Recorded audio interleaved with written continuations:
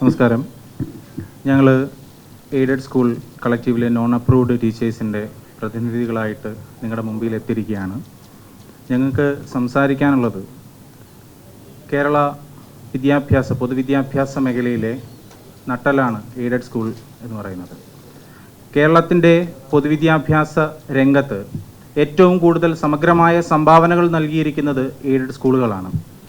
ആ എയ്ഡഡ് സ്കൂളുകളിൽ ഗവൺമെൻറ് നിഷ്കർഷിക്കുന്ന എല്ലാവിധമായിട്ടുള്ള വിദ്യാഭ്യാസ യോഗ്യതകളും എല്ലാ കാര്യങ്ങളുമായിട്ടും കേറ്ററ്റും പാസ്സായിട്ട് വന്നിട്ട് 5 വർഷമായി ശമ്പളമില്ലാതിരിക്കുന്ന അധ്യാപകരാണ് ഞങ്ങൾ.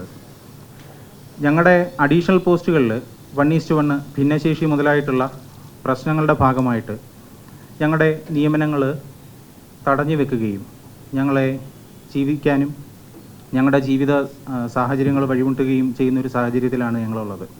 വിദ്യാഭ്യാസ യോഗ്യതകളും കാര്യങ്ങളുമൊക്കെ ഉണ്ടായിട്ടും ഞങ്ങളുടെ ജീവിതം തന്നെ വഴിമുട്ടി നിൽക്കുന്ന ഒരു സാഹചര്യത്തിലേക്കാണ് ഞങ്ങൾ എത്തി നിൽക്കുന്നത്.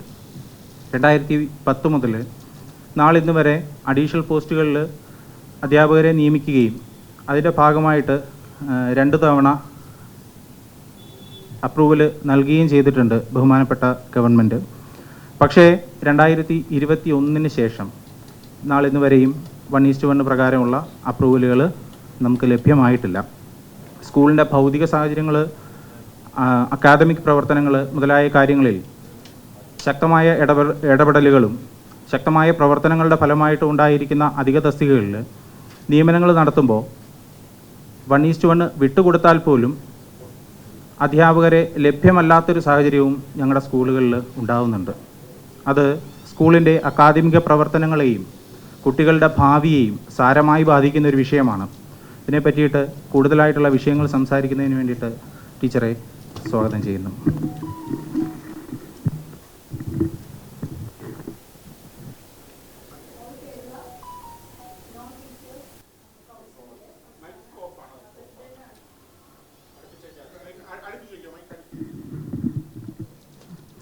ഓൾ കേരള നോൺ ടീച്ചേഴ്സ് കൗൺസിലിൻ്റെ സംസ്ഥാന പ്രസിഡൻ്റാണ് ഞാൻ. എൻ്റെ പേര് ദീപ്തി എന്നാണ്. 2021 മുതൽ ഒരു എയ്ഡഡ് സ്കൂളിൽ യോഗ്യതകളുടെ അടിസ്ഥാനത്തിൽ നിയമനം കിട്ടിയ ഒരു അധ്യാപികയാണ് ഞാൻ. പക്ഷെ നാളിതുവരെയായിട്ട് യാതൊരു തരത്തിലുള്ള ആനുകൂല്യങ്ങളോ അപ്രൂവലോ ഒന്നും ലഭിച്ചിട്ടില്ല. അപ്പം ഇതിന് ഇടയിൽ ഈ 26 വരെയുള്ള കാലഘട്ടം നോക്കുകയാണെങ്കിൽ DO AO വിസിറ്റൊക്കെ ഉണ്ടായി, ഫിക്സേഷൻ നടന്നു, ഏകദേശം ഒരു 4 ഫിക്സേഷൻ വരെ നടന്നു. പക്ഷേ ഗവൺമെൻറ് അംഗീകരിച്ച് തന്ന തസ്തികയിലാണ് അധിക തസ്തികയിൽ ഞാൻ ജോലി ചെയ്യുന്നത്. പക്ഷേ യാതൊരു തരത്തിലുള്ള അപ്രൂവലുമായിട്ട് ഞങ്ങൾ കടന്നു ചെല്ലുമ്പോഴത്തേനും ഞങ്ങളെ നിരസിക്കുന്ന ഒരു കാഴ്ചയാണ് കാണുന്നത്. അപ്പോൾ അതിനൊരു ആ ഒരു സാഹചര്യം മാറിയേ മതിയാവൂ എന്ന് ഉള്ളതുകൊണ്ടാണ് ഇന്ന് ഈ പത്രസമ്മേളനത്തിന് ഞങ്ങൾ വന്നേക്കുന്നത്.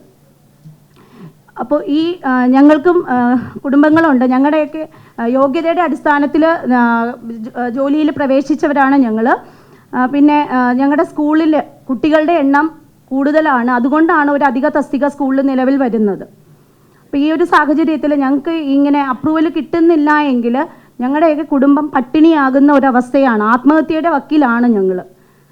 ഇപ്പോൾ കേരളത്തിൽ മൊത്തത്തിൽ ഏകദേശം ഒരു 1100 അധ്യാപകരാണ് ഈ അധിക തസ്തികയിൽ അപ്രൂവൽ കിട്ടാതെ ജോലി ചെയ്യുന്നവർ. ഞങ്ങൾ ജോലി ചെയ്യുന്നുണ്ട്. ഞങ്ങളുടെ ഹാർഡ് വർക്കിൻ്റെ ബലത്തിലാണ് കുട്ടികളെ സ്കൂളുകളിലേക്ക് മാതാപിതാക്കൾ അയക്കുന്നത്. പക്ഷേ യാതൊരു തരത്തിലുള്ള ആനുകൂല്യങ്ങളും സർക്കാരിൻ്റെ ഭാഗത്തുനിന്ന് ഞങ്ങൾക്ക് ഇതുവരെയും കിട്ടിയിട്ടില്ല.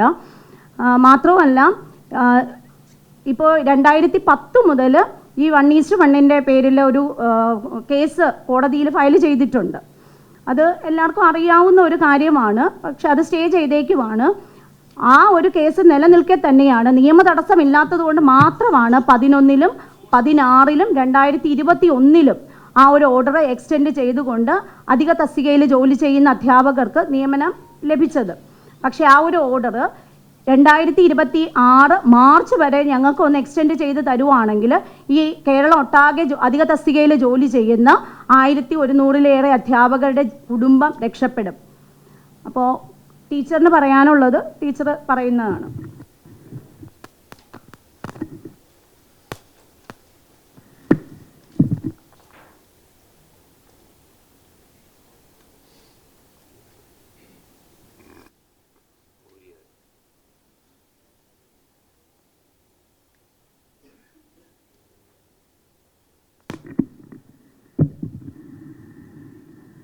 എൻ്റെ പേര് ഷവിജ.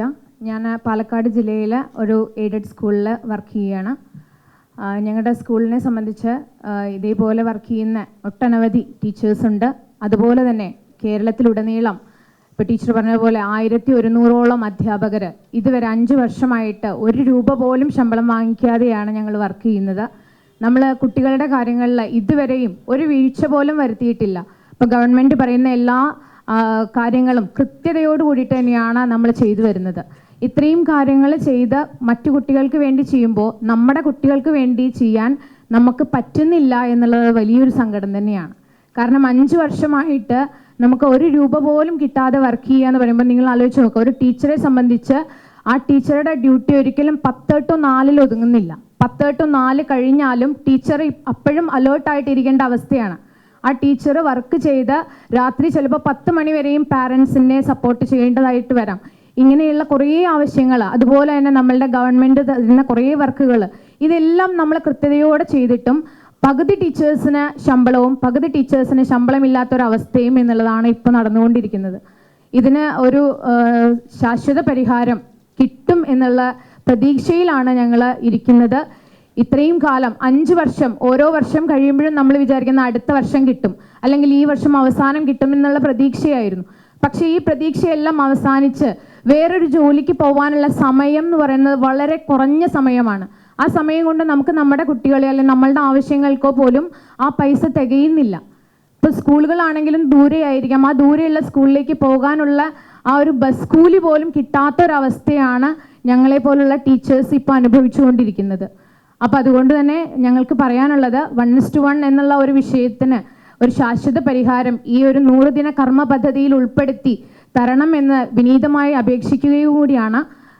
അതുപോലെ തന്നെ നമുക്കറിയാം, ഏതൊരു ജോലി ചെയ്യുന്ന ഒരാൾക്കും വൈകുന്നേരമായാൽ ആ കൂലി കിട്ടുമ്പോൾ ഉള്ള ഒരു സന്തോഷം, അതുപോലെ മാസാവസാനം ശമ്പളം കിട്ടുമ്പോൾ ആ ആൾക്ക് ഉണ്ടാവുന്ന ഒരു സന്തോഷം, അതിൻ്റെ ഒരു ചെറിയ തരിമ്പ് പോലും ഞങ്ങൾക്ക് കിട്ടുന്നില്ല എന്നുള്ളത് എല്ലാവരും മനസ്സിലാക്കണം. അതുപോലെ തന്നെ ഇതിനെന്തെങ്കിലും ഒരു പ്രശ്നം ഞങ്ങളുടെ കുട്ടികളുടെ മുന്നിലോ അല്ലെങ്കിൽ സ്കൂളിലോ കാണിക്കുന്നില്ല എന്നുള്ളത് അത് നല്ല ഒരു ഉത്തമ ഉദാഹരണമായിട്ട് ഞങ്ങളുടെ സ്കൂൾ തന്നെ ഞങ്ങൾക്ക് പറയാൻ പറ്റും. കാരണം അവിടെ 2022 ഞങ്ങളൊക്കെ ജോയിൻ ചെയ്തിട്ടുള്ളത്. 2022 ആ സ്കൂളിലുള്ള കുട്ടികളുടെ എണ്ണം 104 കുട്ടികളാണ്. അടച്ചുപൂട്ടേണ്ട വക്കിലെത്തിയിട്ടുള്ള ആ സ്കൂളിൽ ഇന്ന് പഠിക്കുന്ന കുട്ടികളുടെ എണ്ണം 800-ലധികമാണ്. ആ 800-ലധികം കുട്ടികൾ വന്നിട്ടുണ്ടെങ്കിൽ ആ സ്കൂളിൻ്റെ പുരോഗതിക്ക് കാരണമായിട്ടുള്ള ടീച്ചേഴ്സ്, അന്നുണ്ടായിരുന്ന 6-7 ടീച്ചേഴ്സ് വർക്ക് ചെയ്തിട്ടുണ്ട്, ഇല്ല എന്ന് ഞാൻ പറയുന്നില്ല. പക്ഷേ അവർക്ക് ശമ്പളം കിട്ടിയിട്ടും ഞങ്ങൾ ശമ്പളം ഇല്ലാതെയുമാണ് വർക്ക് ചെയ്യുന്നത്. അപ്പോൾ ഇതേപോലെ കേരളത്തിലുടനീളം പല സ്കൂളുകളിലും ഇതേ അവസ്ഥയിൽ ആത്മഹത്യയുടെ പോലും വക്കിലെത്തി നിൽക്കുന്ന പല സുഹൃത്തുക്കളും അധ്യാപക സമൂഹത്തിലുണ്ട്. അത് മീഡിയയ്ക്ക് മുന്നിൽ കൂടി പറയുക എന്നുള്ള ഒരു ഉദ്ദേശം തന്നെയാണ് നമ്മൾ ഇവിടെ വന്നിരിക്കുന്നത്. അപ്പോൾ ഈ ഒരു പ്രശ്നത്തിന് ശാശ്വത പരിഹാരം കിട്ടും എന്നുള്ള ഒരു പ്രതീക്ഷയിലാണ് ഇരിക്കുന്നത്. അപ്പോൾ 4/21 എക്സ്റ്റെൻഡ് ചെയ്യാൻ ഒരു പ്രയാസവും ഇല്ല എന്നുള്ളത് നമുക്ക് കഴിഞ്ഞ 3 പ്രാവശ്യം അത് എക്സ്റ്റെൻഡ് ചെയ്തപ്പോഴും മനസ്സിലായതാണ്. ഈ ഒരു 1100 ആളുകളുടെ പ്രശ്നങ്ങൾ ഇതോടുകൂടി സോൾവ് ആവുകയാണെങ്കിൽ അത് ചെയ്തു തരണമെന്നും അത് ഈ 100 ദിന കർമ്മ പദ്ധതിയിൽ ഉൾപ്പെടുത്തി തരണമെന്നും വിനീതമായി അഭ്യർത്ഥിക്കുകയാണ്.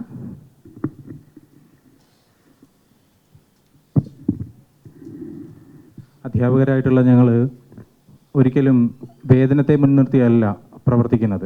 അതുകൊണ്ടാണ് ഞങ്ങൾ ഇത്രയും നാൾ എല്ലാവരിലും വിശ്വാസം അർപ്പിച്ച് കാത്തിരുന്നത്.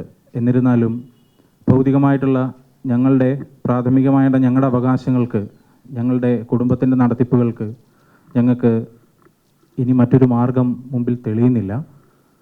ആ സാഹചര്യത്തിലാണ് ഞങ്ങളുടെ അപേക്ഷയുമായി നിങ്ങളുടെ മുമ്പിലേക്ക് എത്തുന്നത്. ഞങ്ങളെ സഹായിക്കുമെന്ന പ്രതീക്ഷയോട് കൂടിയിട്ട് നിർത്തുകയാണ്. നന്ദി, നമസ്കാരം.